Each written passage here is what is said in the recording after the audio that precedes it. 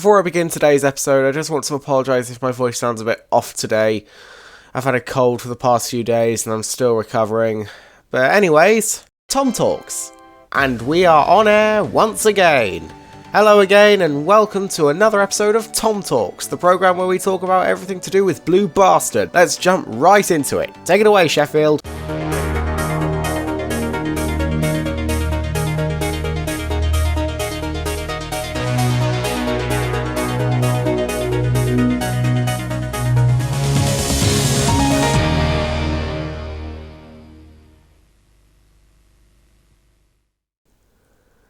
So if you haven't been living under a twig, let alone a rock, you'll know that Thomas the Tank Engine and Friends is based on a series of books titled The Railway Series. For the most part, the stories written by Wilbert and his son Christopher were adapted as faithfully as they could be.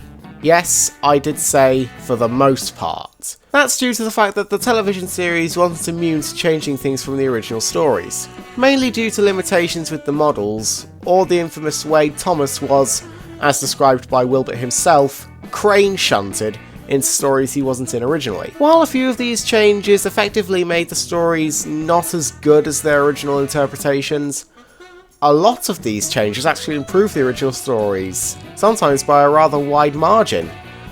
But which episodes did something better than the original books? Let's find out. So the first episode we're going to take a look at that did something better than the books is the beloved Flying Kipper. Everyone has gushed about this episode for years, but not everyone talks about one of the more significant aspects of it: how it improved the original story. Let's dive in. So the episode adapts its original source very faithfully until the scene of the crash. In the original story, after Henry crashes, we focus on the guard and the engine crew who were previously seen in the brake van of the train Henry ploughed into and how they suffered in the crash, during which the fireman of the train complains to Henry about his cocoa being ruined. "You clumsy great engine, the best cup of cocoa I've ever had, and you bump into me and spill it all." In the adaptation, however, the focus instead is on Henry and the severity of the crash. This is something everybody has said, but the way this crash is treated is nothing short of masterful. It is not a joke, it is a serious disaster.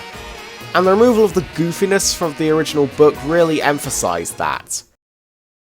Next, we're going to be taking a look at Percy and the Trousers, nobody's favourite Railway Series story. In this story, Percy sees workmen wearing scarves, wants one for himself, crashes into a baggage trolley, wears the Fat Controller's trousers as a scarf, changes his mind about scarves, and that's it.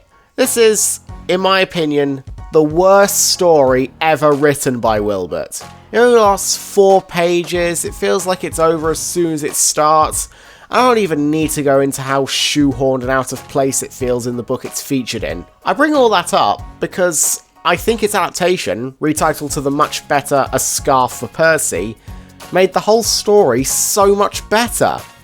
In the beginning, Thomas and Percy are frustrated by the cold morning weather, and while talking about warm things to cheer them up, Thomas jokes about scarves, which leads to Percy becoming obsessed with scarves all day. The Fat Controller, meanwhile, is set to take some important visitors around the railway, and packs his special pair of trousers for the occasion, which is ruined when Percy tries to startle the coaches, which backfires and the crash from the book plays out.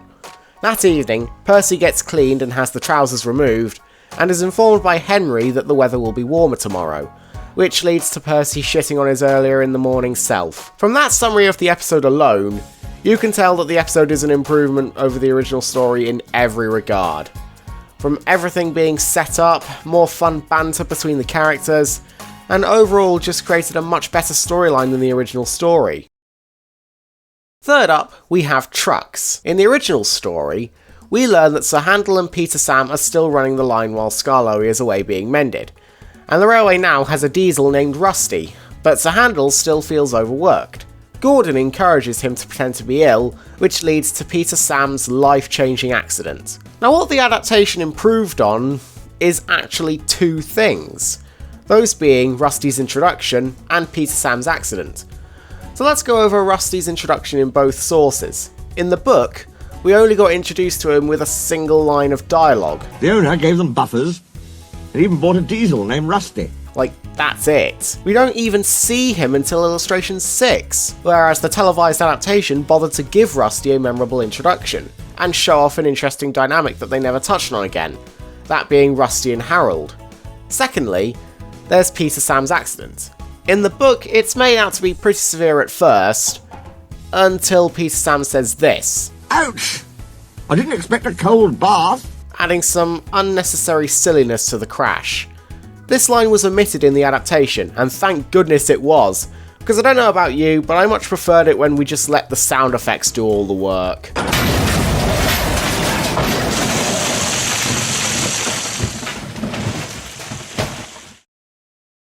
And finally, we have Stepney's introduction. The original story of Bluebells of England gives some context into the mass scrapping of steam engines on British railways, and the phenomenon of railway preservation, before Stepney's introduction. While I think Bluebells of England is a brilliant story in this regard, I can't help but feel like all the given context into BR scrapping its steam engines and railway preservation just kinda takes time away from when Stepney could have been introduced sooner. Whereas the adaptation introduces Stepney in an earlier story, giving him a proper familiarisation with the audience, while giving the context Bluebells of England had about scrapping and preservation, and then moves on to Stepney on the Fat Controls Railway. I just feel like it did a better job of incorporating all of that, regardless of the real engine's history being retconned. So that, ladies and gentlemen, is what I think the television series did better than the original book source material. What do you guys think the TV series did better with regards to adapting the original book stories? Be sure to let me know in the comments. Before I go, it wouldn't be a TomTalks video if we didn't go over to Engineer Pixel Toby to see what he thinks the TV series did better than the books. Fire away, Pixel! Excellent thoughts, mate. Cheers!